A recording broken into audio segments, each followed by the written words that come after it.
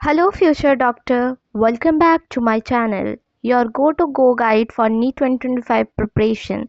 In today's we will dive deep into the very first chapter of biology, the living world. This chapter is the foundation of biology, so let's make sure we get it right from the start. Let's start let's start with the fundamental question, what is living? So, anything that show growth, reproduction, metabolism, cellular organization, consciousness, respond to stimuli, ये सारे characteristics जिस भी living organism में दिखता है हमें, उसे हम लिविंग ऑर्गेनिज्म कंसिडर करते हैं. ग्रोथ में बेसिकली क्या होता है, किसी सेल का साइज या नंबर इंक्रीज हो जाना. रिप्रोडक्शन में ऑफस्प्रिंग प्रोड्यूस होना, सेक्सुअली या असेक्सुअली किसी भी तरीके से ऑफस्प्रिंग का प्रोड्यूस होना रिप्रोडक्शन कहलाता है. हमारी बॉडी में अलग अलग तरह के बायोकेमिकल रिएक्शंस हो रहे होते हैं, जैसे कि कैटाबॉलिज्म, एनाबॉलिज्म. ठीक है, तो इसको मेटाबॉलिज्म के अंदर कंसिडर करते हैं. और सेलुलर ऑर्गेनाइजेशन में क्या होता है कि हमारा हर एक लिविंग ऑर्गेनिज्म का जो बॉडी होता है वो सेल से बना होता है. तो सेलुलर ऑर्गेनाइजेशन में भी एक लिविंग ऑर्गेनिज्म का कैरेक्टरिस्टिक्स है.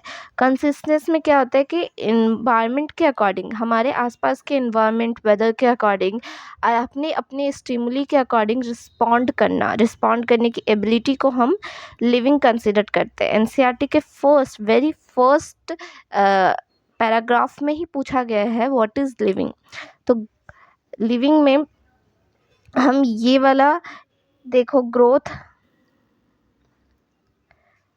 growth and reproduction ability,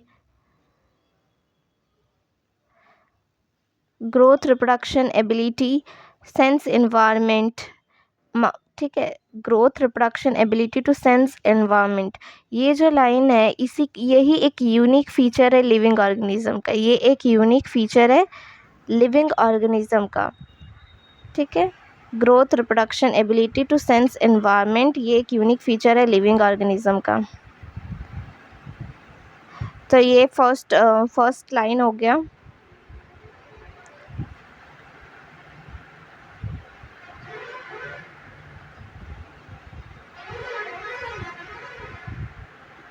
अब हम नेक्स्ट आगे बढ़ते हैं.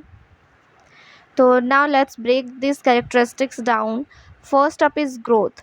All living organism show growth. सारे लिविंग ऑर्गेनिज्म जो होते हैं ग्रोथ शो करते हैं, बट जो नॉन लिविंग थिंग्स होते हैं जैसे कि माउंटेन्स, क्रिस्टल्स, ये सब भी साइज में ग्रो करते हैं. कैसे ग्रो करते हैं नॉन लिविंग थिंग्स? उनके सरफेस में मटेरियल का अक्यूमुलेशन हो जाता है. सारे लिविंग ऑर्गेनिज्म ग्रो करते हैं, पर नॉन लिविंग थिंग्स में भी कुछ चीज़ें हैं जैसे कि माउंटेन, क्रिस्टल, वो भी ग्रो करती है. लेकिन कैसे होते हैं, उनका सरफेस में मटेरियल्स अक्यूमुलेशन हो जाता है, कुछ चीज़ों का जमाव हो जाता है. तो वो नॉन लिविंग थिंग्स भी ग्रो करने लगती है अपने साइज़ में. तो ग्रोथ जो है वो कोई डिफाइनिंग प्रॉपर्टी नहीं है लाइफ का. ठीक है, ग्रोथ डिफाइनिंग प्रॉपर्टी नहीं है. एनसीईआरटी में क्या लिखा हुआ है, ये एक बार रीड आउट करते हैं कि एनसीईआरटी में क्या लिखा हुआ है. यहाँ पे फर्स्ट लाइन में लिखा हुआ है कि all living organism grow, increase in mass and increase in number. Mass में इंक्रीज होता है और नंबर में इंक्रीज होता है. ठीक है, ये ट्विन कैरेक्टरिस्टिक्स है ग्रोथ का दो कैरेक्टरिस्टिक्स है, मास का इंक्रीज होना और नंबर का इंक्रीज होना. जो भी मल्टी सेलुलर ऑर्गेनिजम्स है वो कैसे ग्रो करते हैं? सेल डिवीज़न से. हम लोग जैसे मल्टी सेलुलर ऑर्गेनिजम्स है, हम ह्यूमंस, हमारे में ग्रोथ कैसे होता है? सेल डिवीज़न करके ग्रोथ होता है.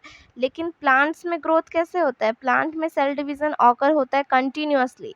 प्लांट में कंटिन्यूअसली सेल डिवीज़न होता है, उनके पूरे लाइफ स्पैन में कंटिन्यूअसली सेल डिवीज़न होता है.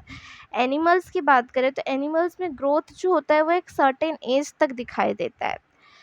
तो ये जो है ये एनसीईआरटी का बहुत इम्पॉर्टेंट ये सारे लाइंस है. कि सारे लिविंग ऑर्गेनिज्म ग्रो करते हैं।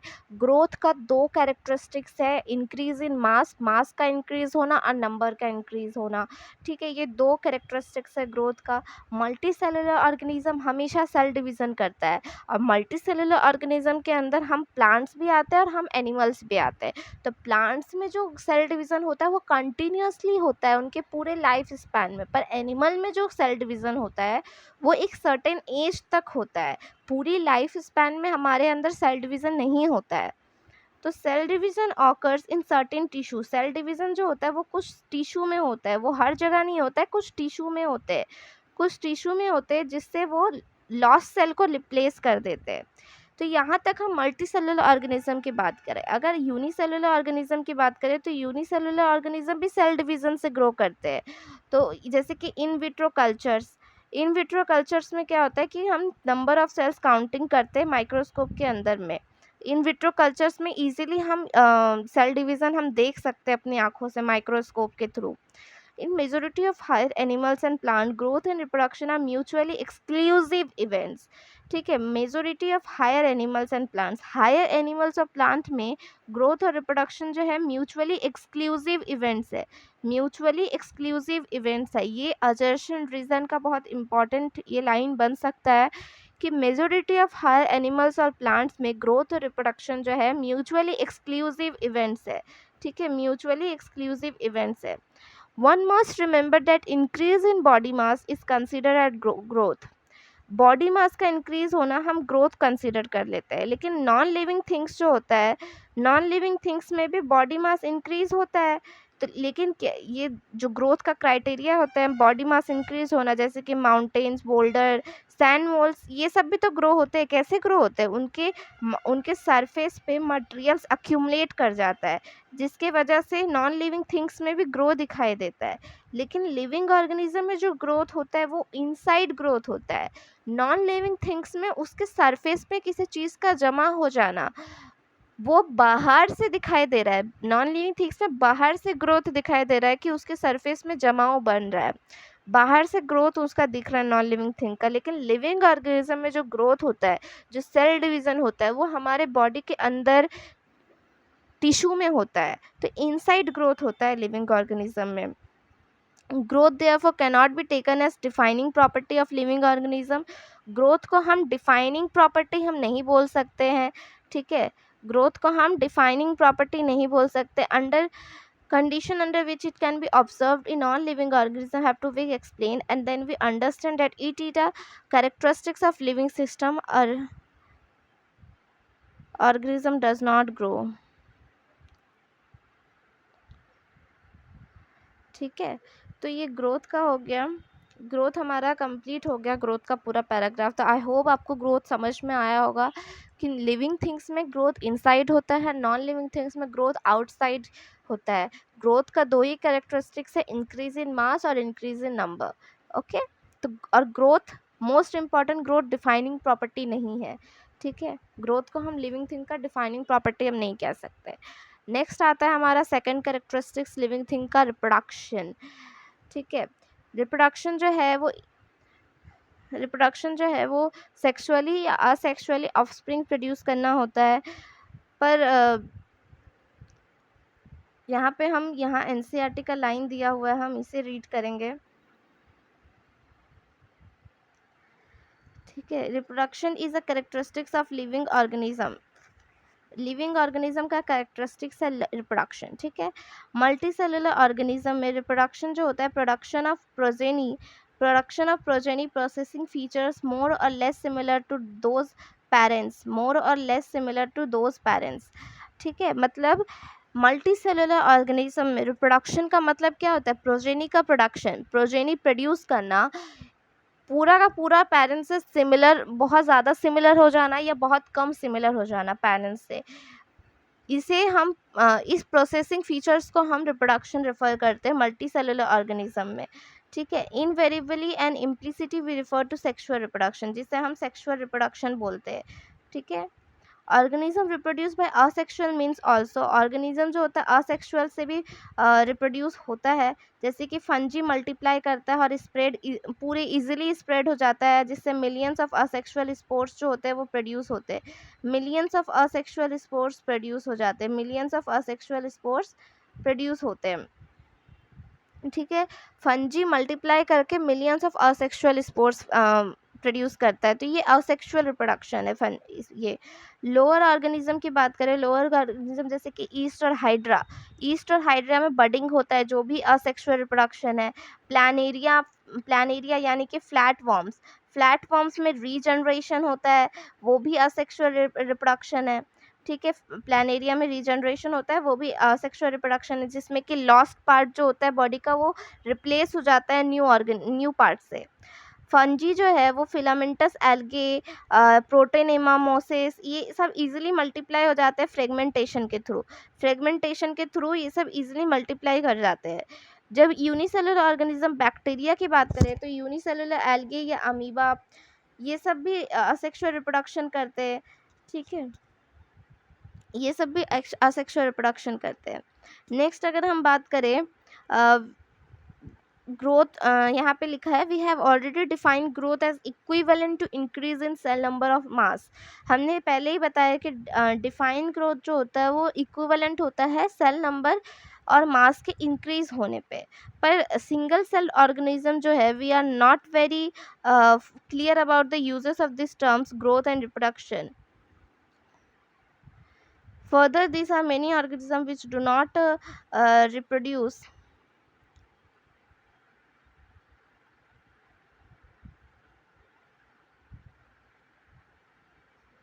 ठीक है, यहाँ पे जैसे लिखा है कि बहुत सारे ऐसे ऑर्गेनिजम्स होते हैं जो रिप्रोड्यूस नहीं कर सकते, विच डू नॉट रिप्रोड्यूस, जैसे कि मूल्स, स्टेराइल वर्कर बीज, इनफर्टाइल ह्यूमन कपल एक्सेट्रा।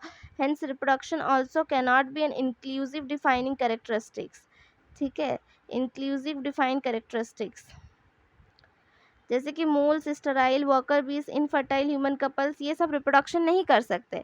तो रिप्रोडक्शन को भी हम डिफाइनिंग कैरेक्टरिस्टिक्स नहीं बोल सकते लिविंग ऑर्गेनिज्म का कि रिप्रोडक्शन एक डिफाइनिंग कैरेक्टरिस्टिक्स है लिविंग ऑर्गेनिज्म का, ऐसा नहीं बोल सकते, ठीक है, क्योंकि सारे लिविंग ऑर्गेनिज्म जो है वो रिप्रोडक्शन करते हैं इधर सेक्सुअली या इधर असेक्सुअली, पर बहुत सारे ऐसे ऑर्गेनिजम्स होते हैं, जैसे कि एग्जांपल याद रखना, ये असर्शन रीजन या एमसीक्यूज में पूछा जा सकता है कि जो म्यूल्स है, स्टेराइल ह्यूमंस है, इन स्टेराइल वर्कर बीज है, ये सब जो है ये सब रिप्रोडक्शन नहीं कर सकते, ठीक है, ये लोग रिप्रोडक्टिव एक्टिव नहीं है। तो क्या ये लिविंग ऑर्गेनिज्म नहीं है? ऑफ कोर्स है, ऑफ कोर्स लिविंग ऑर्गेनिज्म है। तो लिविंग ऑर्गन रिप्रोडक्शन को भी हम डिफाइनिंग प्रॉपर्टी नहीं बता सकते, हमारा ग्रोथ भी डिफाइनिंग प्रॉपर्टी नहीं है और हमारा रिप्रोडक्शन भी डिफाइनिंग प्रॉपर्टी नहीं है। I hope it is clear you guys.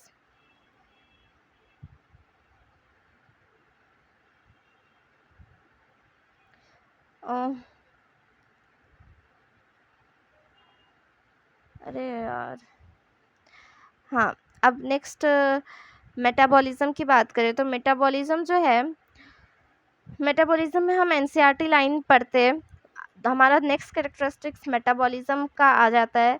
जितने भी लिविंग ऑर्गेनिजम्स है, जितने भी लिविंग ऑर्गेनिजम्स है उस सारे केमिकल्स से बने होते हैं। ये सारे केमिकल्स छोटे होते हैं, बड़े होते हैं, अलग अलग क्लासेस के होते हैं, साइज़ के होते हैं, फंक्शंस के होते हैं, ठीक है, साइज फंक्शंस होता है। जो भी केमिकल्स हम लिविंग ऑर्गेनिज्म में बनता है वो सारे केमिकल छोटे बड़े अलग अलग क्लास साइज फंक्शंस के होते हैं, सबका काम अलग अलग होता है, सब अलग अलग शेप साइज के होते हैं, जो कॉन्स्टेंटली बनते रहते हैं। और ये सारे केमिकल जो होते हैं वो कुछ बायोमोलिक्यूल्स में कन्वर्ट हो जाते हैं, बायोमोलिक्यूल्स में चेंज हो जाते हैं, और ये कन्वर्शन जो है केमिकल रिएक्शन का, ये केमिकल रिएक्शन का जो कन्वर्शन है, केमिकल रिएक्शन का जो कन्वर्शन है या मेटाबॉलिक रिएक्शन, ठीक है, ये कन्वर्शन ही केमिकल रिएक्शन है। मतलब हमारे बॉडी में, लिविंग ऑर्गेनिज्म की बॉडी में कंटिन्यूअसली केमिकल्स बनना और उस केमिकल्स का चेंज हो जाना बायोकेमिकल्स में, ये कन्वर्शन केमिकल रिएक्शन है या फिर मेटाबॉलिक रिएक्शन हम इसको बोल सकते हैं। थाउजेंड ऑफ मेटाबॉलिक रिएक्शन होते हैं, थाउजेंड्स ऑफ मेटाबॉलिक रिएक्शन मतलब हज़ारों मेटाबॉलिक रिएक्शंस होते हैं साइमल्टेनियसली हमारी बॉडी के अंदर साइमल्टेनियसली हज़ारों मेटाबॉलिक रिएक्शंस होते हैं, ठीक है।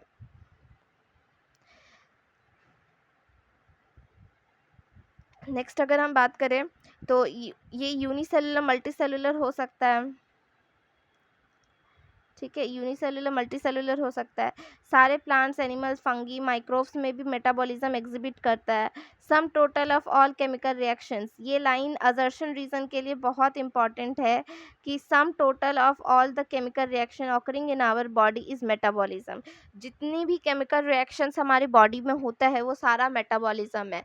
हमारी बॉडी में केमिकल रिएक्शन होना इज मेटाबॉलिज्म। हमारी बॉडी में सारी केमिकल्स जो बन रहे हैं उनका बायोमॉलिक्यूल्स में कन्वर्जन होना इज़ मेटाबॉलिक रिएक्शन और केमिकल रिएक्शन।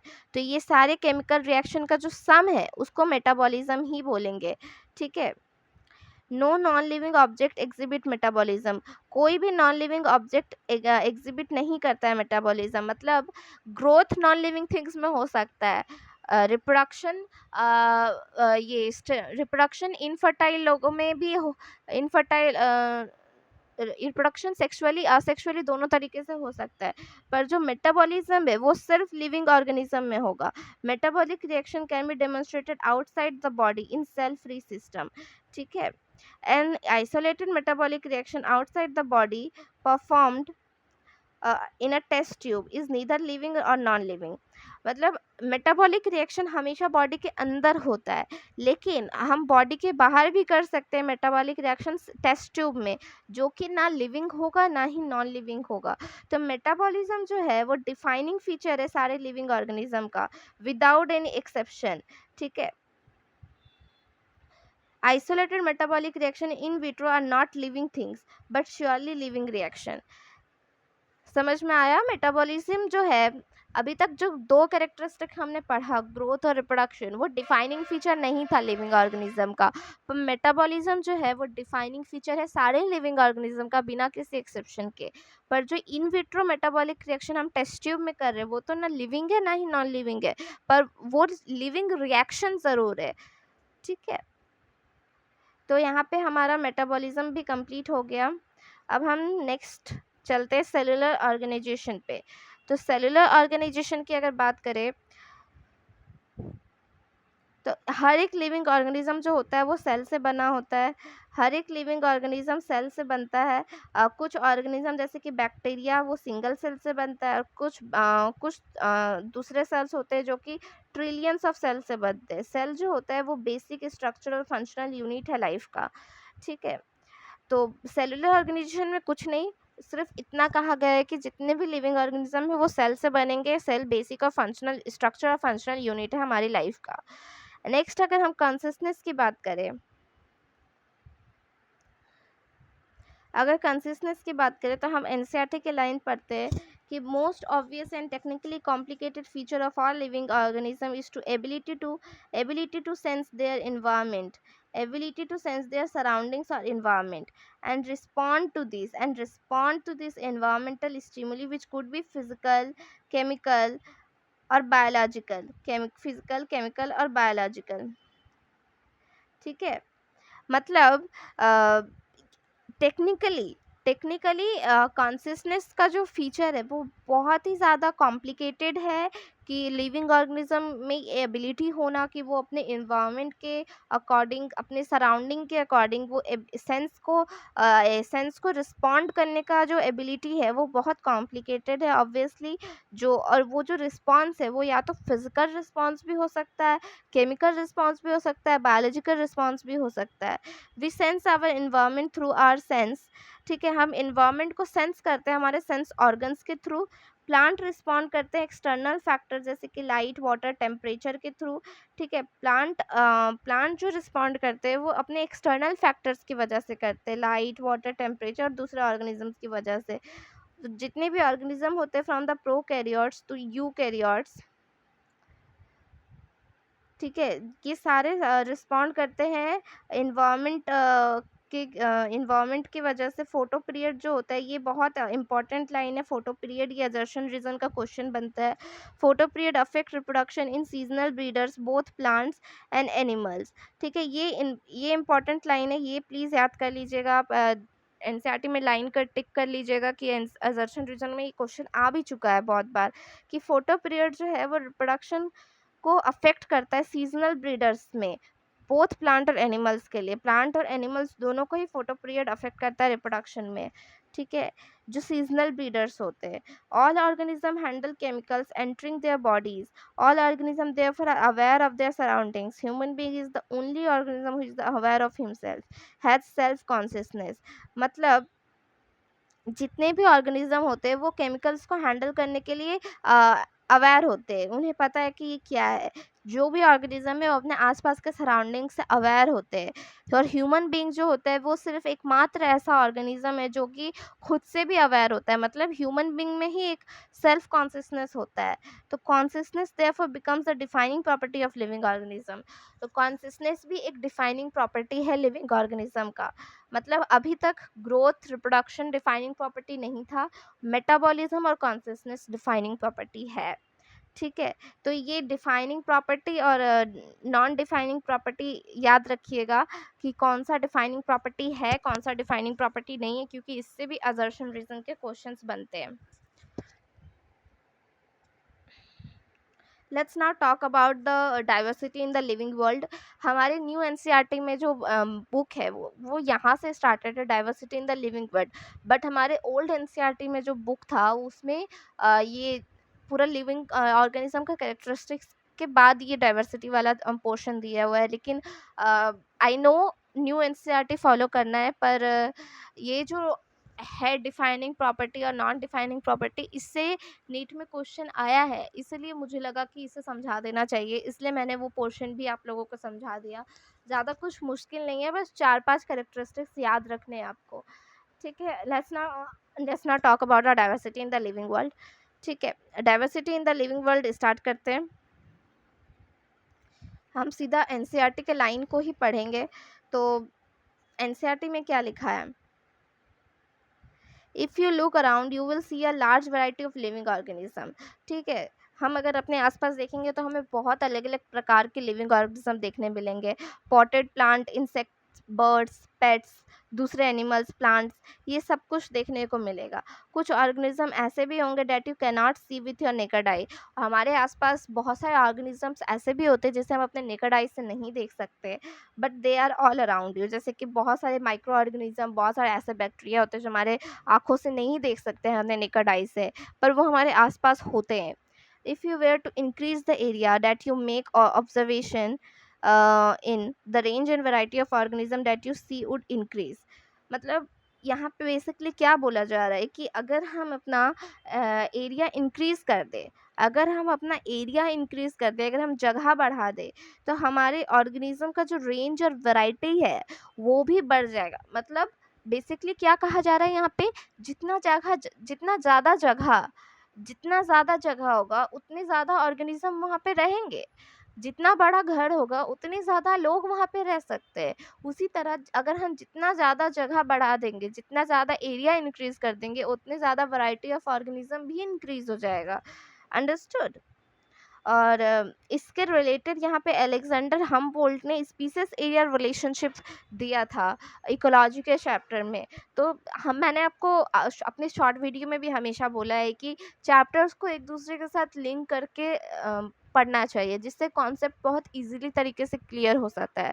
तो यहाँ पे जो बोला गया है कि जगह बढ़ाने से, एरिया इंक्रीज करने से ऑर्गेनिज्म का वैरायटी इंक्रीज हो जाता है, ये इकोलॉजी में अलेक्जेंडर हम्बोल्ट ने स्पीसीज एरिया रिलेशनशिप के अंदर उन्होंने इस बात को प्रूफ करके बताया है। ठीक है, और इसका बहुत अच्छा एग्जाम्पल है अमेज़न फॉरेस्ट, जो बहुत ही ज़्यादा डेंस फॉरेस्ट है अमेज़न फॉरेस्ट। वहाँ पे बहुत सारे नंबर और काइंड्स, बहुत सारे वैरायटी के लिविंग ऑर्गेनिजम्स आपको देखने को मिल जाएंगे। और different kind of plant, animal and organism, आपको बहुत अलग अलग प्रकार के जीव जंतु वहाँ पे देखने को मिल जाएंगे, क्योंकि वो बहुत गहरा, वो बहुत बहुत बड़ा जंगल है, बहुत ज़्यादा डेंस फॉरेस्ट है, तो जगह ज़्यादा है तो वहाँ पे वैरायटी ऑफ ऑर्गेनिजम्स भी ज़्यादा है, ठीक है। तो ये जो है, ये जो अलग अलग प्रकार के प्लांट एनिमल ऑर्गेनिज्म जो है, यही यहाँ पे स्पीसीज को रिप्रेजेंट करते हैं। The number of species that known and described range between 1.7 to 1.8 million. तो यहाँ पे जो स्पीसीज का जो नंबर है, जो डिस्क्राइब किया गया है, वो 1.7 से 1.8 मिलियन डिस्क्राइब किया गया है कि हमारे अर्थ में 1.7 से 1.8 मिलियन स्पीसीज है। और ये रॉबर्ट मे ने बताया था, 7 मिलियन एस्टिमेट किया गया था, ठीक है। 7 मिलियन एस्टिमेट हो करा था रॉबर्ट मे ने 7 मिलियन कहा था कि 7 मिलियन है, पर ढूंढा, मतलब डिस्क्राइब कर पाया, एक्सप्लेन कर पाया, 1.7 से 1.8 मिलियन ही एक्सप्लेन हो पाया, डिस्क्राइब कर पाया है, ठीक है, खोजा गया है अभी तक। Next, this refers to biodiversity और द नंबर।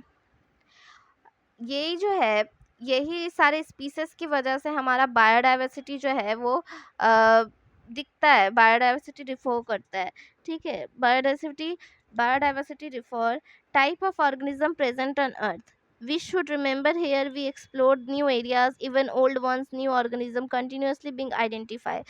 तो ये सारे स्पीसीज है, सारे वैरायटी ऑफ ऑर्गेनिज्म से ही जो बायोडाइवर्सिटी है वो बताया गया है कि ये सब की वजह से ही हमारा बायोडाइवर्सिटी है, जिसमें हमेशा कंटिन्यूअसली कुछ ना कुछ आइडेंटिफाई हो ही रहा है और होता रहेगा, ठीक है। There are millions of plants and animals in the world. There are millions of plants and animals in the world. We know that plants and animals in our own area by their local names. ठीक है, हमारे अर्थ में millions of plants and animals है world में, पर हम अपने कुछ कुछ कुछ एरिया में, अपने एरिया के अंदर कुछ जानवरों को अपने लोकल नेम्स की वजह से जानते हैं, जो प्लेस टू प्लेस वेरी होता है ना, प्लेस टू प्लेस वेरी होता है। तो ये सारा है बायोडाइवर्सिटी है। अगर हम देखें बायनोमियल नॉमेनक्लेचर। बायनोमियल नॉमेनक्लेचर जो है, डाइवर्सिटी के बाद हम बायनोमियल नॉमेनक्लेचर पढ़ते हैं। तो बायोडाइवर्सिटी नॉमेनक्लेचर जो है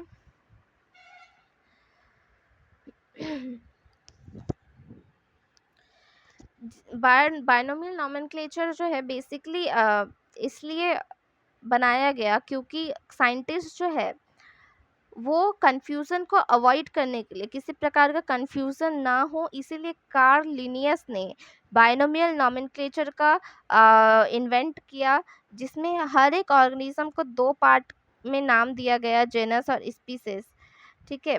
2 पार्ट में नाम दिया गया, जेनस और स्पीसीज। तो कार्ल लिनियस ने ये बहुत ही अच्छा कन्फ्यूज़न को दूर करने के लिए बायनोमियल नॉमेनक्लेचर वो लेकर आए। यहाँ पे अगर हम एनसीईआरटी की लाइन पढ़ें, तो एनसीईआरटी में लिखा गया है कि जितने भी लिविंग ऑर्गेनिज्म है, जितने भी लिविंग ऑर्गेनिज्म है, उनका अलग अलग जगह पे अलग अलग नाम होने की वजह से, लोकल नेम होने की वजह से बहुत ज़्यादा कन्फ्यूज़न क्रिएट हो जा रहा था। इसीलिए हमने सेम नेम, पूरे दुनिया में एक सेम नेम बनाने का सोचा कि एक जानवर का पूरी दुनिया में सेम नाम ही होगा। और इस नेमिंग के प्रोसेस को ही नॉमेनक्लेचर बोलते हैं, ठीक है। Nomenclature and naming is only possible when the organism is described correctly, ठीक है। नॉमेनक्लेचर का ही मतलब होता है नामकरण करना। नॉमेनक्लेचर का मतलब होता है नाम देना, नामकरण करना।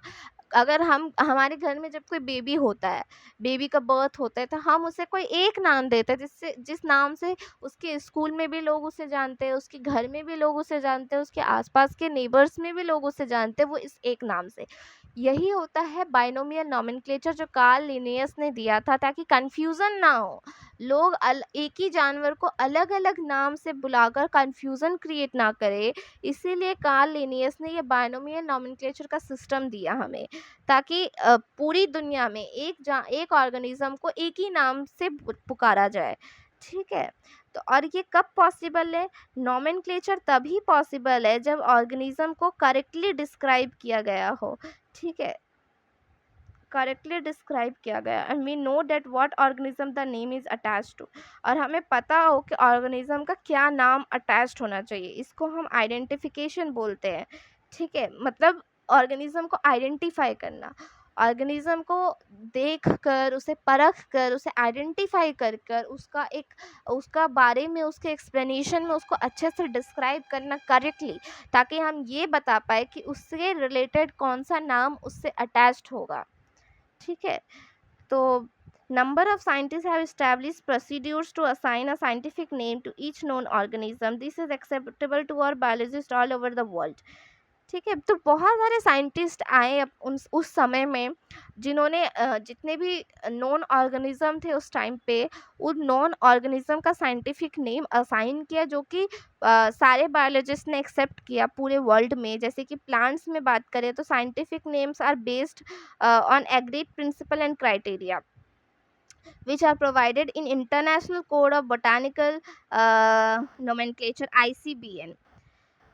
ठीक है, प्लांट के लिए साइंटिफिक नेम जो है, प्लांट के लिए साइंटिफिक नेम बेस्ड हुआ प्रिंसिपल और क्राइटेरिया के बेसिस पे, प्रिंसिपल और क्राइटेरिया के बेसिस पे साइंटिफिक नेम प्लांट्स के लिए बनाया गया, जो कि कौन दे रहा था, international code for botanical nomenclature ICBN। ये फुल फॉर्म याद रखना बहुत बहुत बहुत बहुत बहुत ज़्यादा इंपॉर्टेंट है, ये ICBN और ICZN का फुल फॉर्म। तो फुल फॉर्म बहुत इंपॉर्टेंटली याद करना, MCQ में फंसता ही फंसता है।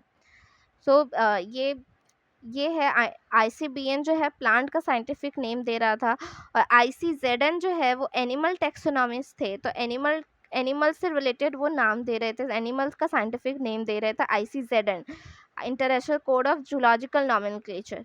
Okay, so scientific name ensure that each organism has only one name। scientific name ensure करता है कि हर एक organism का एक नाम है। description of any organism should enable the people in any part of the world to arrive at the same name। ठीक है, तो organism का description people को बताता है कि ये पूरे वर्ल्ड में ये सेम नाम से जाना जा रहा है। They also ensure that such a name has not been use for any other non organism, और ये भी इंश्योर करता है कि इस नाम से दूसरे किसी ऑर्गेनिज्म को हम पुकार नहीं सकते। ठीक है, ये नाम इस जानवर का है और इसी जानवर को हम, इसी ऑर्गेनिज्म को हम इस नाम से पुकारेंगे। ठीक है, अंडरस्टूड। नेक्स्ट अगर हम बात करें, biologists follow universally accepted principles to provide scientific name to a known organism। Universally accepted principal biologist ने फॉलो किया ऑर्गेनिज्म को नामकरण करने के लिए। तो नामकरण के लिए दो कंपोनेंट का यूज़ किया, जेनिक नेम और स्पेसिफिक एपिथेट नेम। ठीक है, जीनस नेम और स्पीसीज नेम, दो कंपोनेंट का यूज़ किया, जिसका नाम दिखा, इस सिस्टम का नाम रखा बायनोमियल नॉमेनक्लेचर, जिसे कार्ल लिनियस ने दिया था। ठीक है, इस चीज़ को एक्सेप्ट पूरी दुनिया में सारे बायोलॉजिस्ट ने किया, सारे बायोलॉजिस्ट ने इस प्रोसेस को, इस सिस्टम को एक्सेप्ट किया। ये नेमिंग सिस्टम जो है दो वर्ड फॉर्मेट्स में है, जो बहुत कन्वीनियंट है। जैसे कि मैंगो का अगर एग्जांपल हम ले, मैंगो का, तो मैंगो का साइंटिफिक नेम क्या है, सबको पता है, मैंगीफेरा इंडिका। तो मैंगीफेरा जो है, मैंजीफेरा वो जीनस नेम है, और इंडिका जो है वो स्पीसीज नेम है। तो अब हम देखते हैं कि इसका बायनोमियल नेम कैसे हम बताएं। तो कोई भी नामकरण करने से पहले हमें कुछ चीज़ों का ध्यान रखना पड़ता है, और वो कुछ चीज़ें क्या है, ये जो 3-4 पॉइंट है नॉमेनक्लेचर का रूल्स, ये प्लीज़ अच्छे से याद करके रखना, क्योंकि एजर्शन रीजन में ये दे सकता है, ये स्टेटमेंट बेस्ड क्वेश्चन आ सकता है। तो ये 3-4 पॉइंट को बहुत अच्छे से करना कि नॉमेनक्लेचर का पहला रूल ये है कि biological names are generally in Latin. Biological name यानी साइंटिफिक नेम जो होता है वो लैटिन में लिखा, जैसे यहाँ पे मेंजीफेरा इंडिका जो है वो लैटिन में लिखा गया है, लैटिन में है। तो बायोलॉजिकल नेम हमेशा लैटिन में लिखाया जाता है, रिटन इन इटैलिक्स, लैटिन में लिखा गया है इटैलिक्स में, हमेशा इटैलिक्स में लिखते हैं। ठीक है, जिसका फर्स्ट वर्ड जो होता है वो जेनस होता है, और सेकंड कंपोनेंट जो होता है वो स्पीसीज होता है। पर जब हम हाथ से लिखते हैं, थर्ड पॉइंट ये है कि हाथ से जब हम लिखते हैं तो हम उसको सेपरेटली अंडरलाइन करते हैं और प्रिंट जब करते हैं तो इटैलिक्स में प्रिंट करते हैं। मतलब जब हम हाथों से लिखेंगे तो मैंजीफेरा को अलग अंडरलाइन करेंगे, इंडिका को अलग अंडरलाइन करेंगे, लेकिन जब हम उसको प्रिंट कर रहे हैं तो इटैलिक्स में प्रिंट करें, जैसे कि मैंजीफेरा इंडिका इटैलिक्स में प्रिंट किया हुआ है। ठीक है, नेक्स्ट अगर हम फोर्थ पॉइंट की बात करें, फोर्थ लास्ट रूल है। फोर्थ लास्ट रूल क्या बोल रहा है कि फर्स्ट वर्ड जो होगा वो जेनस को डिनोट करेगा, जो कि कैपिटल लेटर में होगा। पहला लेटर जो जेनस का पहला लेटर होगा वो कैपिटल लेटर होगा, स्पीसीज का जो लेटर होगा वो स्मॉल लेटर होगा। जैसे कि मैंजीफेरा में पहला लेटर एम कैपिटल है और इंडिका का फर्स्ट लेटर आई स्मॉल है। ठीक है, तो कैपिटल और स्मॉल ये याद रखना। नेक्स्ट अगर हम बात करें, name of the author appear after the species name, तो ऑथर का जो नाम होता है, मतलब हर ऑर्गेनिज्म का साइंटिफिक नेम, हर ऑर्गेनिज्म का बायोलॉजिकल नेम अलग अलग साइंटिस्ट ने दिया है। तो ऑथर का जो नाम होगा, ऑथर का नाम स्पीसीज के नाम के बाद आएगा। ठीक है, ऑथर का नाम स्पीसीज के नाम के बाद आएगा जो एब्रीविएटेड फॉर्म में होगा, जैसे कि मैंजीफेरा इंडिका लेन। ठीक है, मैंजीफेरा इंडिका लेन, मैंजीफेरा इंडिका लीन, मैंजीफेरा इंडिका लीन, मतलब मैंजीफेरा का एम देखो कैपिटल है, मैंजीफेरा इंडिका का आई छोटा है, और स्पीसीज नेम इंडिका के बाद हम ऑथर का नाम लिखे लिन, कार्ड लिनेनियस, तो हम उसको एब्रीविएटेड फॉर्म में लिखे है सिर्फ लेन। ठीक है, फर्स्ट ये जो स्पीसीज है वो फर्स्ट डिस्क्राइब किया था लिनेनियस ने, डिस्क्राइब किया, इसलिए ऑथर का नाम हम लास्ट में लिखे है लिन। Okay, so since it's nearly impossible to study all the living organism, it is necessary to devise some means to make this possible. This process is called classification. ठीक है, सारे ऑर्गेनिज्म का डिटेल स्टडी करना ये possible किसी के लिए भी नहीं है, हमारे लिए तो है ही नहीं, साइंटिस्ट के लिए भी पॉसिबल नहीं था सारे ऑर्गेनिज्म को डिस्कवर करना, उसका डिटेल, उसका आइडेंटिफिकेशन करना, उसको डिस्क्राइब करना। इसलिए उन्होंने एक पॉसिबल वे निकाला जिसको उन्होंने कहा क्लासिफिकेशन। उन्होंने कहा कि हम अलग अलग ऑर्गेनिज्म को क्लासिफाई कर देते हैं, मतलब कि क्लासिफिकेशन एक ऐसा प्रोसेस है, जिसमें हम किसी भी चीज़ को ग्रुप कर लेते हैं एक कन्वीनियंट कैटेगरी पे based on some easily observable character. Observable character मतलब होता है मोर्फोलॉजिकल कैरेक्टर, जो हमें बाहर से जो कैरेक्टर दिखाई देता है। ठीक है, तो अलग अलग ऑर्गेनिज्म के बाहरी स्ट्रक्चर, बाहरी फीचर्स को देखकर, बाहरी कैरेक्टर्स को देखकर उन्होंने क्या किया कि अलग अलग ऑर्गेनिज्म को कन्वीनियंट कैटेगरीज के अकॉर्डिंग उनके कैरेक्टर के बेसिस पे कन्वीनियंट कैटेगरी पे ग्रुप कर दिया, जिससे वो किसी भी एक ग्रुप के बारे में पढ़ते थे तो उस ग्रुप में रह रहे, उस ग्रुप में क्लासिफाई किए गए सारे ऑर्गेनिज्म का स्टडी एक बारी में हो जाता था। मतलब एक ग्रुप में उन्होंने 10-15 ऑर्गेनिज्म डाल दिया सेम कैरेक्टरिस्टिक्स के, एक ग्रुप में 10-15 ऑर्गेनिज्म डाल दिया सेम कैटेगरी, सेम कैरेक्टरिस्टिक्स के, सेम मॉर्फोलॉजिकल कैरेक्टर्स के, और उन्होंने सिर्फ वो एक ग्रुप को पढ़ लिया। उन एक ग्रुप को डिस्क्राइब करने के बाद उसके अंदर रखे गए सारे 10-15 ऑर्गेनिज्म का अपने आप ही ऑटोमेटिकली वो स्टडी हो गया। तो इसीलिए उन्होंने ये प्रोसेस निकाला क्लासिफिकेशन, जिससे साइंटिस्ट लोगों को बहुत हेल्प मिला लार्ज नंबर ऑफ ऑर्गेनिज्म को डिस्क्राइब करना बहुत लेस पीरियड ऑफ टाइम में। तो we easily recognize groups such as plants and animals or dog, cat, insects. The moment we use any of these terms, we associate certain character with the organism in that group. What image do you see when you think of a dog?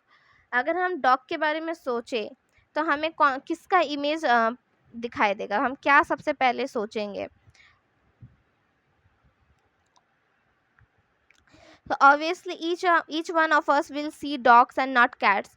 हम obviously dogs के बारे में सोचेंगे, cats के बारे में तो नहीं सोचेंगे। Now if we think of Alsatians, we know that we are talking about Similarly, suppose we were say mammals, you would of course think of any animals with external ear, body, hair. मतलब अगर हम मैंने बोल दिया कि mammals के बारे mammals, तो तुम मैमल्स में क्या सोचोगे? ऑफ कोर्स एक ऐसे एनिमल्स को सोचोगे जिसका बाहर में कान होगा, बॉडी के हेयर होगा, ऐसे ही एनिमल्स को सोचोगे। मैं अगर मैमल्स के बारे में सोचने बोलूँगी तो likewise in plants, if we try talk of wheat, अगर मैंने वीट के बारे में बोल दिया तो तुम्हारे दिमाग में एक पिक्चर आ जाएगा जिसमें वीट प्लांट होगा। राइस का प्लांट तो नहीं आएगा या कोई दूसरा प्लांट नहीं आएगा, वीट का ही प्लांट आएगा। तो hence all this dog, cat, mammals, wheat, rice, plants, animals etcetera, ये सब कन्वीनियंट कैटेगरीज है जिसमें हम ऑर्गेनिज्म को स्टडी करते हैं। ये सारे एक अलग अलग कैटेगरीज है जिसमें हम ऑर्गेनिज्म का स्टडी करते हैं। ठीक है। The scientific term for this category is taxa. ये सारे कैटेगरीज को ही हम टैक्सा बुलाते हैं। ठीक है, सारे कैटेगरीज की ही हम टैक्सा बुलाते हैं। ये सारे कैटेगरीज को हम टैक्सा बुला दिए। ठीक है। Here you must recognize that taxa can indicate categories at very different level. Taxa जो होता है वो categories को बहुत अलग अलग लेवल में इंडिकेट करता है। प्लांट भी टैक्सा फॉर्म करता है, वीट भी एक टैक्सा है। तो ये सब, प्लांट भी एक कैटेगरी है यानी टैक्सा है, वीट भी एक कैटेगरी है यानी टैक्सा है। एनिमल्स में मैमल्स, डॉग्स भी एक कैटेगरी है तो वो भी एक टैक्सा है। ठीक है, टैक्सा है। But you know that dog is a mammal and mammals are animals, therefore animals, mammals and dogs represent taxa at different level. मतलब एनिमल्स एक टैक्सा है, मैमल्स एक अलग टैक्सा है, डॉग एक अलग टैक्सा है। ठीक है, तो डॉग डॉग एक मैमल है और मैमल्स जो है वो एनिमल्स है।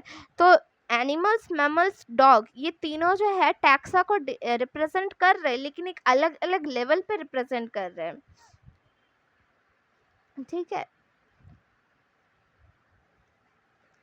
नेक्स्ट अगर हम बात करें, based on characteristics all living organism can be classify into different taxa. Characteristics के बेसिस में सारे लिविंग ऑर्गेनिज्म अलग अलग टैक्सा में क्लासीफाई होते हैं। इस क्लासिफिकेशन के प्रोसेस को टैक्सोनॉमी बोलते हैं। ये जो क्लासिफिकेशन हम कर रहे हैं ना, अलग अलग कैटेगरी के अलग अलग ऑर्गेनिज्म को एक अलग अलग सेम कैटेगरी में डाल रहे, सेम टैक्सा में डाल रहे, इसी क्लासिफिकेशन को टैक्सोनॉमी बोल रहे हैं। तो यहाँ पे मैंने साइड में भी लिखा है कि categories equals to taxa. Categories मतलब टैक्सा होता है सिस्टमेटिकली, और क्लासिफिकेशन का मतलब होता है टैक्सोनॉमी। ठीक है। External and internal structure, along with the structure of cell development process and ecological formation of organism, are essential and form basis of modern taxonomic study. Modern taxonomy, जब हम अभी के समय में जब मॉडर्न टेक्सोनॉमिकल स्टडी हम देखते हैं तो वहाँ पे एक्सटर्नल और इंटरनल स्ट्रक्चर दोनों देखा जाता है। सेल का स्ट्रक्चर हो गया, डेवलपमेंट प्रोसेस हो गया, इकोलॉजिकल इन्फॉर्मेशन हो गया ऑर्गेनिज्म का, ये सब कुछ के बेसिस पे वहाँ पे टेक्सोनॉमी स्टडी किया जा रहा है। Hence, characteristics, identification, classification, nomenclature, and the process that are basic to taxonomy. ये जो है, ये लाइन अदर्शन रीजन में पूछा जा सकता है कि टेक्सोनॉमी का बेसिक कौन कौन सा मतलब इसेंशियल रिक्वायरमेंट है टेक्सोनॉमी स्टडी के लिए। टेक्सोनॉमी के लिए कौन कौन सी चीज़ों का ज़रूरत है? जो टेक्सोनॉमी के लिए फर्स्ट जो चीज़ चाहिए वो कैरेक्टराइजेशन चाहिए। किसी भी ऑर्गेनिज्म का कैरेक्टरिस्टिक्स हमें पता होना चाहिए, जो मॉर्फोलॉजिकल कैरेक्टरिस्टिक्स के बेसिस में हम डिवाइड क्लासीफाई कर रहे हैं। तो कैरेक्टराइजेशन मेरे को पता होना चाहिए, आइडेंटिफिकेशन आना चाहिए, मतलब उसको हम इजीली डिस्क्राइब कर सके। क्लासिफिकेशन करना पड़ेगा, उसको हम अलग अपने अकॉर्डिंग अलग अलग कैटेगरीज में हम उसको क्लासीफाई कर सके अलग टैक्सा में। नॉमेनक्लेचर फिर करना होता है, नाम देना होता है उसके उसके कैटेगरीज के अकॉर्डिंग। ये सारे प्रोसेस जो होते हैं वो टैक्सोनॉमी का बेसिक रिक्वायरमेंट है, बेसिक नीड्स है। तो ये आपको बहुत इम्पॉर्टेंट है, जो कि बहुत इम्पॉर्टेंट तरीके से इसको याद करना है। हाँ, नेक्स्ट अगर हम बात करें, taxonomy is not something new. Human beings have always been interested in knowing more and more about the various kinds of organism, particularly with reference to their own use. In early days, human being needed to find source for the basic needs of food, clothing, and shelter. Hence, the earliest classification were based on the uses of various organisms. मतलब taxonomy कोई नया चीज़ नहीं है, यहाँ पे बोला गया है कि टैक्सोनॉमी कुछ नया नहीं है। ह्यूमन बीइंग्स जो होते हैं वो बहुत क्यूरियस होते हैं अलग अलग चीज़ों के बारे में जान और भी बहुत ज़्यादा जानने के लिए। तो उन्होंने पुराने समय में ह्यूमन बीइंग्स ने कुछ सोर्स फाइंड किए थे, जैसे कि बेसिक नीड्स जो खाना, कपड़ा, घर, रहना, शेल्टर, ये सब जो कुछ बेसिक नीड्स उन्होंने फाइंड किए थे, उनके बेसिस में उन्होंने बहुत पहले ही क्लासिफिकेशन शुरू कर दिया था करना। यूजेस मतलब अलग अलग ऑर्गेनिज्म के यूजेस के बेसिस में, किस ऑर्गेनिज्म को क्या यूज़ हो रहा है उस बेसिस पे उन्होंने बहुत पहले ही क्लासिफिकेशन स्टार्ट कर दिया था। तो टैक्सोनॉमी कुछ नया नहीं है। Human beings were since long not only interested in knowing more about different kinds of organisms and their diversity, but also the relationship among them. The branch of study was referred to as systematics. मतलब कि यहाँ पे बोला गया है, ये बहुत important है, ये जो हाईलाइट किया हुआ है कि स्टडी के जिस ब्रांच में ये रिफ़र होता है, मतलब रिलेशनशिप के बारे में जो रिफ़र होता है, ऑर्गेनिज्म का दूसरे ऑर्गेनिज्म से किस तरह का रिलेशनशिप है, तो इस ब्रांच ऑफ स्टडी को हम सिस्टमैटिक रेफ़र करते हैं। ठीक है, इस ब्रांच ऑफ स्टडी को हम सिस्टमैटिक रेफ़र करते हैं, सिस्टमैटिक।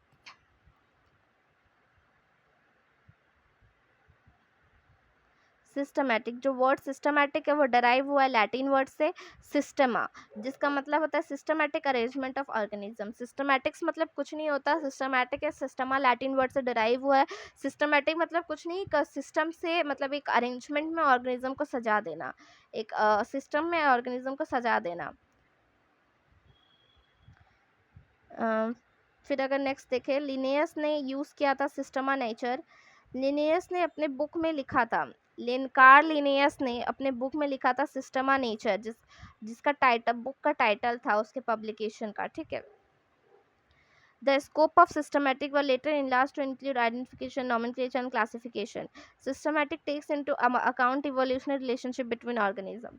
मतलब systematics जो है उसमें ऑर्गेनिज्म को अरेंज एक बेटर अरेंजमेंट में सजाया जाता है। सिस्टमैटिक्स में एक इवोल्यूशनरी रिलेशनशिप बताया जाता है ऑर्गेनिज्म के बीच में। ठीक है, जैसे कि हम वहाँ पे पीछे हम टैक्सोनॉमी कर रहे थे, टैक्सोनॉमी में हम क्या कर रहे थे, बेसिकली ऑर्गेनिज्म को क्लासीफाई कर रहे थे, उसका नामकरण दे रहे थे, आइडेंटिफाई कर रहे थे। यहाँ सिस्टमैटिक्स में हम इवोल्यूशनरी रिलेशनशिप बता रहे हैं ऑर्गेनिज्म के बीच में, इवोल्यूशनरी रिलेशनशिप, जिसमें आइडेंटिफिकेशन, नॉमेनक्लेचर और क्लासिफिकेशन इसका बेसिक नीड्स है।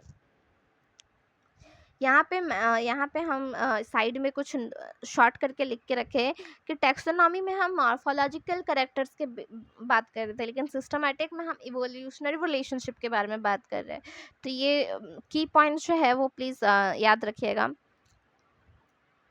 नेक्स्ट अगर हम टैक्सोनॉमी की बात करें कि साइंस ऑफ क्लासिफिकेशन, तो सबसे पहले सिस्टमैटिक आता है जिसमें हम इवोल्यूशनरी हिस्ट्री के देखते हैं, और टैक्सोनॉमी आता है जहाँ पे हम classification based on morphological characteristics पे बेसिस में हम देखते हैं।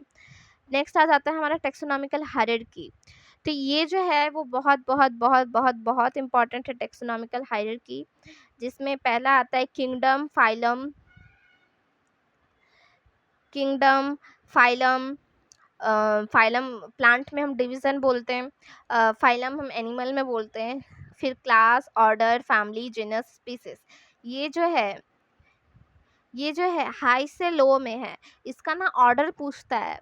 सबसे हाईएस्ट जो है हायरार्की में सबसे हाईएस्ट वो है किंगडम, फिर है फाइलम, प्लांट में डिवीज़न, फिर है class, order, family, genus, species. इसका मेमोराइजिंग के लिए बहुत इजी सा ट्रिक मैंने दिया है, वो आगे देखते हैं। यहाँ पे अगर हम एग्जाम्पल की बात करें कि ये कैसे अप्लाई करते हैं यहाँ पे, तो हम ह्यूमन के केस में हम एग्जाम्पल ले लेते हैं। जैसे कि सबसे पहले किंगडम आता है, तो ह्यूमन में कौन सा किंगडम है हमारा, एनिमलिया किंगडम है, हम एनिमल किंगडम से बिलोंग करते हैं। फाइलम की बात करें तो कॉर्डाटा फैमिली, कॉर्डाटा फैमिली कैसे है कि हमारे पीछे जो स्पाइन कॉर्ड्स है वहाँ पे कॉर्डेट्स है, तो ये कॉर्डेट्स फाइलम हो गया। हम लोग कौन से क्लास से, मेमलिया क्लास से, हम लोग मैमल से। फिर कौन से ऑर्डर से, प्राइमेट्स ऑर्डर से है। ठीक है, फिर कौन सी फैमिली से, तो होमिनिडिया फैमिली से है। ठीक है, फिर अगर हमारा बायोलॉजिकल नेम अगर पूछे कि ह्यूमंस का बायोलॉजिकल नेम क्या है, तो हम होमो सेपियंस, सबको पता है होमो सेपियंस तो होमोजेनस नेम है और सेपियंस स्पीसीज नेम है। तो ये यहाँ पे एग्जाम्पल से मैंने हायरार्की समझा दिया आपको। अब हम एनसीईआरटी रीड करते हैं टैक्सोनॉमी कैटेगरीज की। ये लास्ट टॉपिक है हायरार्की वाला। तो यहाँ पे हम स्टार्ट करते हैं रीड करना। तो classification is not a single step process but involve hierarchy of steps in which step represent a rank or category. Classification कोई एक सिंगल स्टेप प्रोसेस नहीं है, पर इसमें बहुत मतलब इसमें क्लासिफिकेशन में बहुत सारा हायरार्की ऑफ स्टेप्स आ जाता है। हम पीछे पढ़ के आए कि आइडेंटिफिकेशन करना होता है, क्लासिफिकेशन करना होता है, लेकिन क्लासिफिकेशन एक सिंगल स्टेप प्रोसेस बिल्कुल नहीं है। उसमें हायरार्की ऑफ स्टेप आता है, बहुत सारे स्टेप आते हैं, और हर एक स्टेप जो होता है वो एक रैंक और एक कैटेगरी यानी एक टैक्सा को रिप्रेजेंट करता है। ठीक है, category is a part of overall taxonomic arrangement, it is called taxonomic category. और जो कैटेगरी है वो एक पूरे टैक्सोनॉमिक अरेंजमेंट में ओवरऑल उस कैटेगरी को हम टैक्सोनॉमिक कैटेगरी बोलते हैं। ठीक है, और ये सारे कैटेगरीज को जब साथ में लेकर हम आते हैं तो टैक्सोनॉमी हायरार्की बोलते हैं। हर एक कैटेगरी जो होता है वो एक क्लासिफिकेशन को रेफर करता है, और हर एक रैंक जो होता है वो उसको हम कॉमनली टैक्सॉन बोलते हैं। कुछ नहीं है इसका मतलब, कुछ ध्यान में मत रखना, बस इतना याद रखना कि क्लासिफिकेशन में हम अलग अलग ऑर्गेनिज्म को एक स्पेसिफाइड ग्रुप में हम डिवाइड करते हैं, एक अलग अलग एक स्पेसिफाइड पर्टिकुलर कैटेगरी में हम रखते हैं, और उस कैटेगरी को हम टैक्सा बोलते हैं। बस इतना याद रखना, क्लासिफिकेशन में हायरार्की ऑफ स्टेप होता है। ठीक है, बस इतना याद रखना है। इसमें ये सब आपको बस मैनिपुलेट करने के लिए बस एनसीईआरटी की ये सारी लाइन है। बस सिंपली इतना याद रखना कि कैटेगरी मतलब टैक्सा होता है, हम अलग अलग टैक्सा में ऑर्गेनिज्म को क्लासिफाई करते हैं। बस सिंपली बस इतना याद रखना है। नेक्स्ट पैरा की अगर हम नेक्स्ट पैरा देखें तो नेक्स्ट पैरा में लिखा है taxonomic categories and hierarchy can be illustrated by example insect.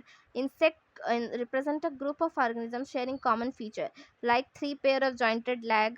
ठीक है, इंसेक्ट्स में जो होता है, इंसेक्ट्स में 3 पेयर जॉइंट लेग होता है, कुछ कॉमन फीचर्स होते हैं। It means insects are recognisable concrete object which can be classified and thus were given a rank or category.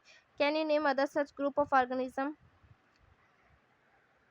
Each rank इतना कुछ इम्पोर्टेंट नहीं है यहाँ पे, बस यहाँ पे इतना बताया गया है कि इंसेक्ट्स जो होते हैं, इंसेक्ट एक ऐसा ऑर्गेनिज्म है, ग्रुप ऑफ ऑर्गेनिज्म है जिसमें सारे इंसेक्ट में 3 पेयर ऑफ जॉइंटेड लेग होते हैं। तो इस इंसेक्ट को हम क्लासीफाई कर सकते हैं एक पर्टिकुलर कैटेगरी में या रैंक में। ठीक है, यहाँ पे तुमसे पूछा है क्या तुम और ऐसे कोई ऑर्गेनिज्म को जानते हो, ग्रुप ऑफ ऑर्गेनिज्म को जिसको हम पर्टिकुलर कैटेगरी या रैंक में हम क्लासीफाई कर सकते हो। ठीक है, नेक्स्ट पैरा में अगर देखें तो taxonomical study of all known organism have lead to the development of common category such as kingdom, phylum और division for plants, class, order, family, genus, species. ठीक है, टैक्सोनॉमिकल स्टडी में जितने भी नॉन ऑर्गेनिज्म है, जितने भी ऑर्गेनिज्म को हम जानते हैं, टैक्सोनॉमिकल स्टडी में एक कॉमन कैटेगरी दे दिया गया है जिसको मैंने पहले भी अभी बताया, kingdom, phylum, class, order, family, genus, species. ठीक है, all organisms included those in the plant and animal kingdom have the species as the lowest category. ठीक है, प्लांट और किंगडम जितने भी ऑर्गेनिज्म है, चाहे वो प्लांट हो, एनिमल हो, किंगडम जो है, ये सारे प्लांट और एनिमल किंगडम में स्पीसीज जो है, ये जो स्पीसीज है, ये स्पीसीज सबसे लोएस्ट कैटेगरी में है। मैंने बताया था ना, किंगडम से स्टार्ट होकर हम नीचे की तरफ आता है तो स्पीसीज सबसे लोएस्ट कैटेगरी में आता है, किंगडम सबसे हायर कैटेगरी में जाता है। ठीक है, the basic requirement is the knowledge of character of an individual or group of organism. This help in identifying similarity and dissimilarity among the individual of the same kind of organism other kind of organism. कुछ नहीं, बस यहाँ पे बोला गया है कि इस चीज़ से हमें बहुत हेल्प हो जाता है कि सिमिलरिटी और डिसिमिलरिटी फाइंड करने में, बहुत ऑर्गेनिज्म को आइडेंटिफाई करने में बहुत आसानी, हेल्प मिल जाता है, ईजिली हम आइडेंटिफाई कर लेते हैं। अब हम एक एक करके हम ये हायरार्की पढ़ेंगे। सबसे पहले हम लोअर कैटेगरी से स्टार्ट करते हैं। यहाँ पे लोअर से हायर कैटेगरी के बारे में दिया गया है। तो सबसे पहले स्पीसीज याद रखना, स्पीसीज में स्पीसीज है तो सबसे ज़्यादा स्पेसिफिक कैरेक्टर होगा। ठीक है, मोर स्पेसिफिक कैरेक्टर होगा, लेस जनरल कैरेक्टर होगा, जनरल कैरेक्टर कम होगा, स्पेसिफिक कैरेक्टर ज़्यादा होगा। तो ये स्पीसीज का ये याद रखना। मैंने यहाँ पे की पॉइंट कहीं कहीं लिख के रखा है, इम्पोर्टेंट। ठीक है, टेक्सोनॉमिक स्टडी में हम ग्रुप और इंडिविजुअल ऑर्गेनिज्म को फंडामेंटल सिमिलरिटीज़ के अकॉर्डिंग हम स्पीसीज में डालते हैं। ठीक है, कुछ क्लोजली रिलेटेड स्पीसीज होते हैं जिसको डिस्टिंक्ट मॉर्फोलॉजिकल डिफरेंस में हम डिस्टिंग्विश करते हैं, जैसे कि Mangifera indica, Solanum tuberosum, Panthera leo. Mangifera indica mango का है, सोलेनम ट्यूबरोसम पोटैटो का, पैंथेरा लियो लायन का है। ये तीनों नाम में इंडिका, ट्यूबरोसम, लियो ये सब स्पीसीज है ना। While the first word Mangifera, Solanum, Panthera ये जेनस है, जो अनदर हायर लेवल और टेक्सोन और कैटेगरी को रिप्रेजेंट करता है जेनस को। हर एक जेनस हैव ईच जेनस में हैव वन और more than one specific epithets representing different organism but have morphological similarity। मतलब यहाँ पे क्या बोला गया है, ये बहुत इम्पॉर्टेंट लाइन है ये, कि हर जेनस का हर जेनस का जो हर जेनस का नाम होता है, हर जेनस में एक या एक से ज़्यादा स्पेसिस रह सकते हैं अलग अलग ऑर्गेनिज्म का, पर उसका मॉर्फोलॉजिकली सिमिलरिटी सेम होगा। मतलब मॉर्फोलॉजिकल सिमिलर है पर ऑर्गेनिज्म डिफरेंट है, इसीलिए जेनस का एक या उससे ज़्यादा स्पीसीज हो सकते हैं। जैसे कि पैंथेरा लियो लायन है, लेकिन पैंथेरा टिग्रिस टाइगर का होता है। ठीक है, पैंथेरा जेनस जो है, पैंथेरा जेनस, उसमें पैंथेरा के साथ अगर हम लियो स्पीसीज लगा रहे तो वो लायन है, लेकिन अगर टिग्रिस स्पीसीज लगा रहे तो वो टाइगर का बायोलॉजिकल नेम हो गया। तो जेनस एक ही है लेकिन स्पीसीज नेम दो है। ठीक है, और टाइगर और लायन का मॉर्फोलॉजिकल कैरेक्टर सेम होता है पर ऑर्गेनिज्म डिफरेंट है।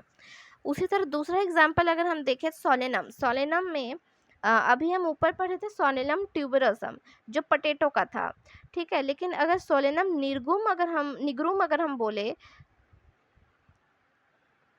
सोलेनम निग्रूम, तो वो किसका हो जाएगा, वो हो जाएगा मेलॉनजेना का। ठीक है, सोलेनम निग्रूम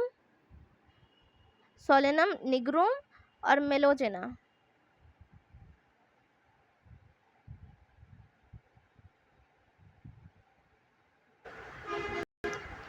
सोलेनम निग्रूम जो है और मेलोजेना, सोलेनम ट्यूबरोसम पोटैटो का हो गया, फिर सोलेनम का और दो स्पीसीज है निग्रूम और मेलोजेना। ठीक है, फिर ह्यूमन बींग्स की अगर बात करें, ह्यूमन बींग का स्पीसीज होता है सैपियंस। ठीक है, और जेनस होता है होमो, तो ह्यूमन बींग को हम लिखते हैं होमो सेपियंस। ये हो गया स्पीसीज कंप्लीट। अब आते हैं जेनस में। तो जेनस जो होता है, जेनस में group of related species which has more characters in common in comparison to species of other genus. ठीक है, तो जेनस में थोड़ा ज़्यादा स्पीसीज का कंपैरिजन में थोड़ा जेनस का जनरल कैरेक्टर थोड़ा ज़्यादा होता है। हम बोल सकते हैं एग्जांपल अगर हम ले पोटैटो और ब्रिंजल का, पोटैटो और ब्रिंजल का एग्जांपल यहाँ पे दिया हुआ है कि पोटैटो और ब्रिंजल दो डिफरेंट स्पीसीज है पर बिलोंग करते हैं सेम जेनस सोलेनम से। ठीक है, लायन और लेपर्ड जो है वो दो अलग अलग स्पीसीज है लेकिन सेम जीनस से बिलोंग करते हैं। लायन हो गया पैंथेरा लियो, लेपर्ड हो गया पैंथेरा पार्डस, टाइगर हो गया पैंथेरा टिग्रिस। तो ये जो है अलग अलग स्पीसीज है लेकिन सेम जेनस पे बिलोंग करते हैं।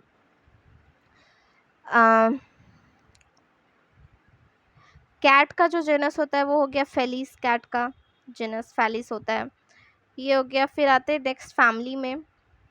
फैमिली की बात करें, नेक्स्ट कैटेगरी फैमिली होता है हमारा। फैमिली में जेनरस कैरेक्टर थोड़ा और ज़्यादा होता है जेनस और स्पेसिस के कंपैरिजन में। फैमिली में जो होते हैं बहुत वेजिटेटिव और रिप्रोडक्टिव फीचर्स आ जाता है, जैसे कि तीन अलग अलग जेनस हम देखें, सोलेनम, पिटूनिया और दतूरा। ये सब फैमिली सोलेनेशिया फैमिली में सोलेनम, पिटूनिया, दतूरा है। एनिमल्स में अगर एग्जाम्पल की बात करें, पैंथेरा कंप्राइजिंग लायन, टिगर, लेपर्ड। तो पैंथेरा जेनस में लायन, टाइगर, लेपर्ड तीनों है, लेकिन तीनों हैं।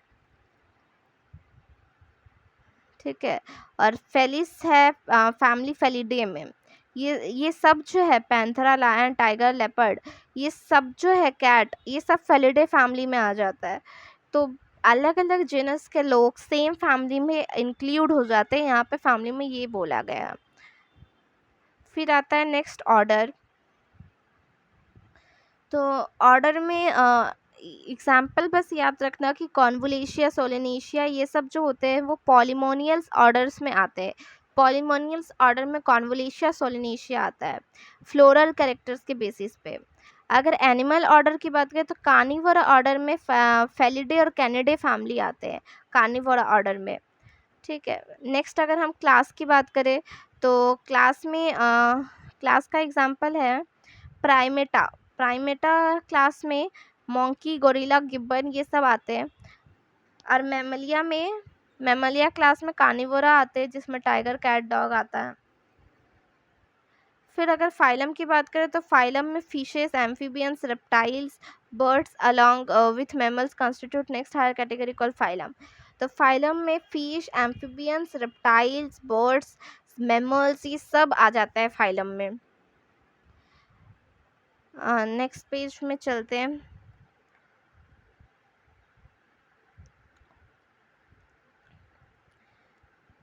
इन सब में जो कॉमन फीचर्स होता है फाइलम वाले में जो कॉमन फीचर होता है वो होता है presence of notochord and dorsal hollow neural system included in phylum Chordata. तो फाइलम में हम अभी बताए कि फीचर्स रेप्टाइल्स, मैमल सब आ जाता है। कॉमन फीचर क्या होता है? नोटोकोड और dorsal hollow neural system present होता है। ये एजोशन रीजन का मोस्ट इंपॉर्टेंट फेवरेट लाइन है। ठीक है, तो फाइलम कॉर्डाटा में ये सब आ जाता है। फाइलम कॉर्डाटा में कॉमन फीचर क्या है? नोटोकोड और dorsal hollow neural system present होना। ठीक है,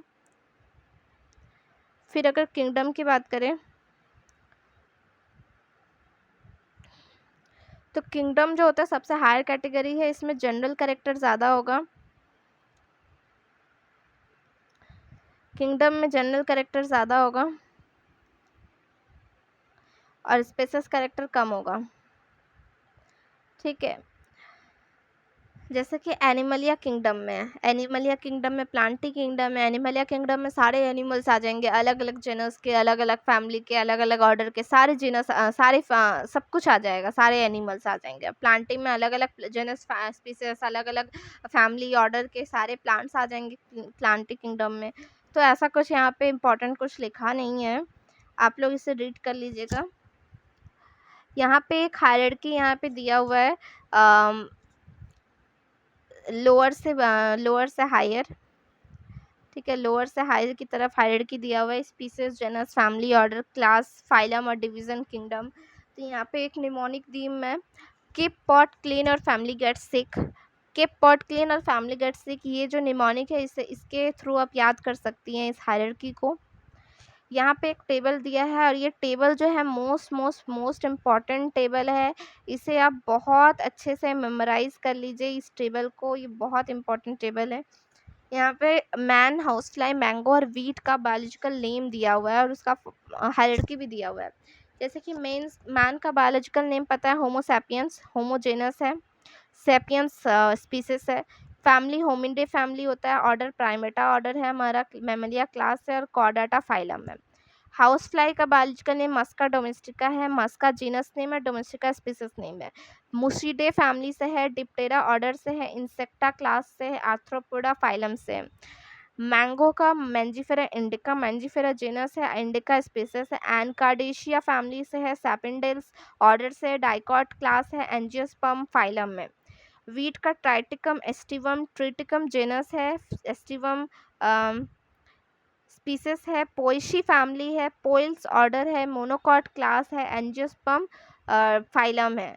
तो ये हायरार्की, ये जो टेबल है हायरार्की का, ये प्लीज़ अच्छे से याद कर लीजिएगा, इससे शॉर्ट क्वेश्चंस बहुत पूछे जाते हैं। नेक्स्ट अगर हम नेक्स्ट पेज देखें तो ये 5 किंगडम ऑफ लाइफ है, बायोलॉजिकल क्लासिफिकेशन में हम इसको फिर से देखेंगे 5 किंगडम ऑफ लाइफ को। तो 5 किंगडम ऑफ लाइफ जो है R.H. विटेकर ने पर्पस किया था।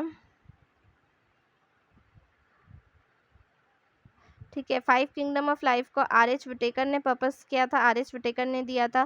फर्स्ट है मोनेरा जिसमें प्रोकैरियोट्स आ जाता है, दूसरा है प्रोटिस्टा जिसमें यूनिसेलुलर यूकैरियोट्स आते हैं, तीसरा है फंगी जिसमें मशरूम मोल्ड्स आते हैं, चौथा है प्लांट्स आते हैं और पांचवा एनिमलिया है जिसमें एनिमल्स आते हैं।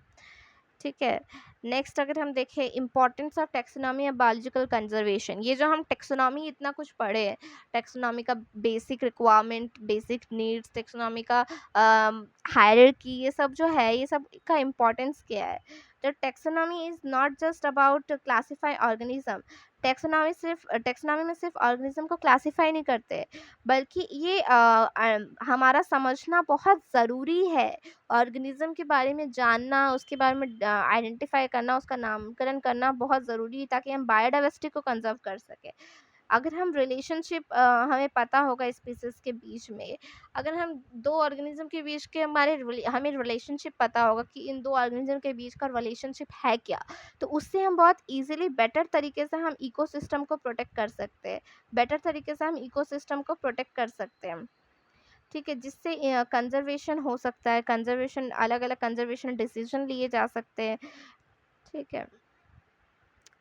नेक्स्ट, अब लास्ट आता है कंक्लूजन।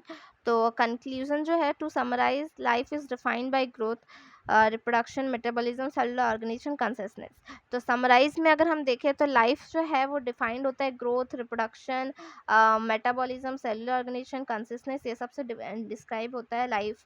लिविंग वर्ल्ड जो होता है इमेंसली डाइवर्स है। लिविंग वर्ल्ड इमेंसली डाइवर्स है। टेक्सोनॉमी जो होता है वो हमें हेल्प अंडरस्टैंड कॉम्प्लेक्सिटी को अंडरस्टैंड करने में हेल्प करता है। जितनी भी कॉम्प्लेक्स चीज़ें, कॉम्प्लेक्स ऑर्गेनिज्म हैं, उनको अंडरस्टैंड करने में हेल्प करता है। Make sure you remember the key terms and definition from this chapter, it's crucial for your NEET exam, ठीक है? तो इसमें जितने भी की टर्म्स मैंने दे के रखे हैं साइड साइड में, जो भी मैंने मार्क किया है, उस डेफिनेशंस, वो सब प्लीज़ अच्छे से याद करके रखिएगा, okay? That's it for today's session on the living world. If you found this helpful, don't forget to hit that subscribe button and ring the bell to stay updated with all our future lessons. See you in the next video. Bye bye. Thank you.